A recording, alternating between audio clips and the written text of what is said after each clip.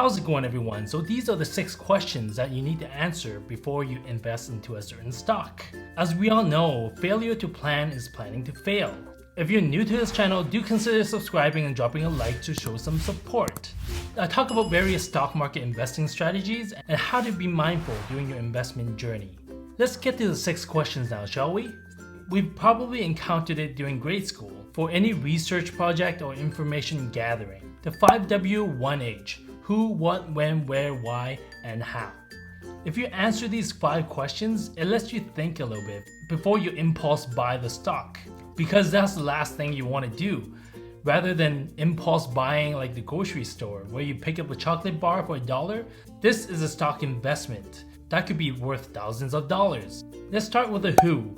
So whose idea is it to buy the stock? Is it a broadcaster on CNBC? Is it a YouTuber? Is it your cousin's friend?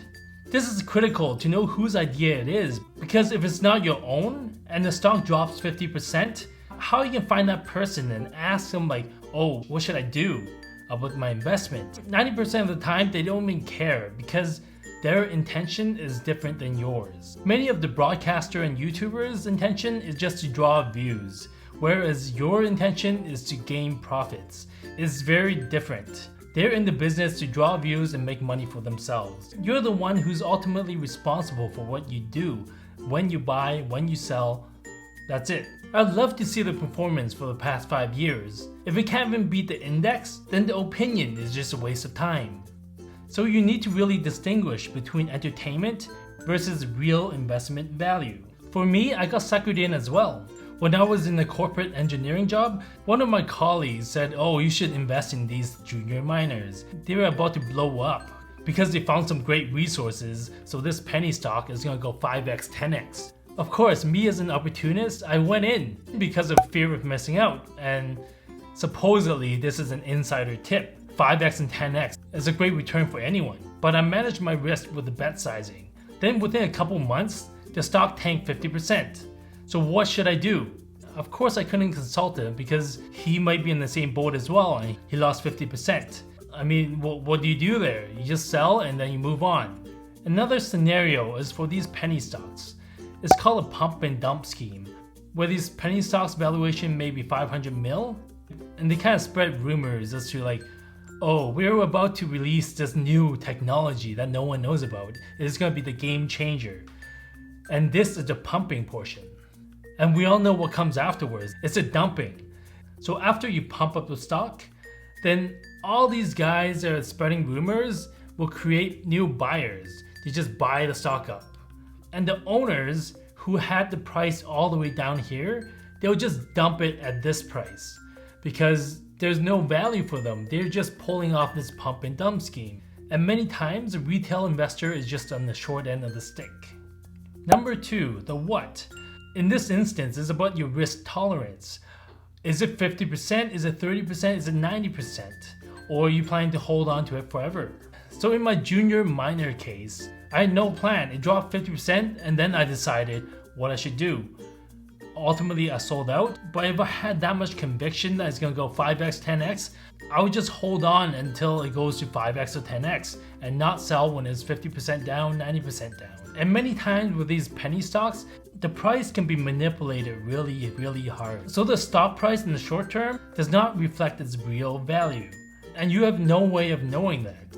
Sometimes it can easily dump the stock 50% and then it can go back up like 300% within the next couple of weeks because they shook out the weak hands, as they call it. Number 3, when. So when are you selling? What is your ultimate exit strategy? Are you going to sell when it goes up 20%, 50%, 100%? Or is it based on an earnings call where you expect huge upsides for the past quarter?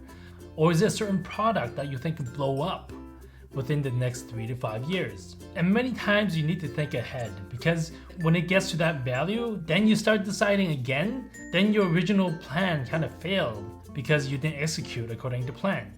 Number 4, where. So where are you putting these stocks? In Canada here, we have many different accounts.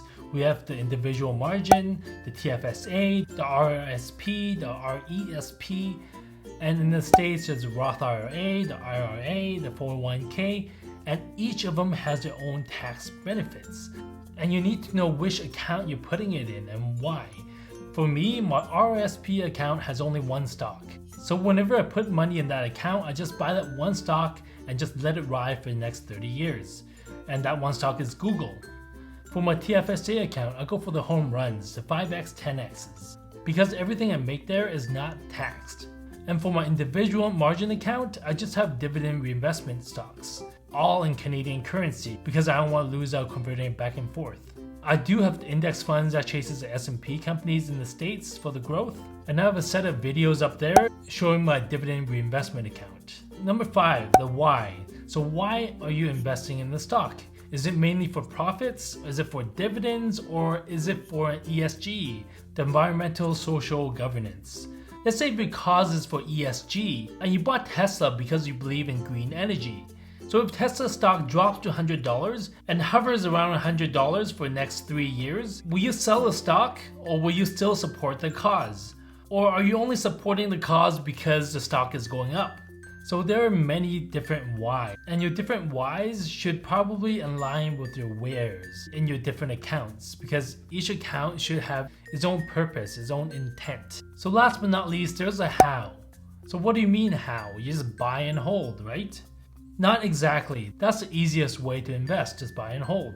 But as I mentioned in this video, there are 8 different ways to make money in the stock market. And you can make money in any market conditions. If it goes up in a bull market, goes down in a bear market, or it goes sideways, it goes flat, you can still make money. There are lots of tools out there. You just gotta spend the time to learn about it and implement it to see what your style is. As I mentioned, my RSP, I just have the buy and hold strategy, where every year I have some money, I buy Google stock and I hold forever. There's a dividend reinvestment account where you generate dividends and it automatically buys new stocks. That compounds and works a snowball effect. And then there's my TFSA, where I go for the home run plays, like the long calls and the long puts. You need to really sit down and map out where you have your holdings in order to have the max upside for the short, medium, and long term. In my case, it wouldn't make any sense for me to put dividend stocks in my TFSA, because on average, a dividend stock yields 3% per year, and if it follows the larger market of growing 7% per year, that's only 10% per year. And using the rule of 72, it will take 7.2 years to double my money. By the end of 7.2 years, let's say if I do double my 100K, let's say, so I have to pay 40% in taxes, my 40K. But right now, I use my TFSA account for the leverage plays, for the home runs. So in 10 years, who knows how big my account could be? Why limit my upside? There are so many strategies, and you just gotta be mindful as to which one to use in which account in what situation. So there's a lot to think about, the who, what, when, where, why, and how.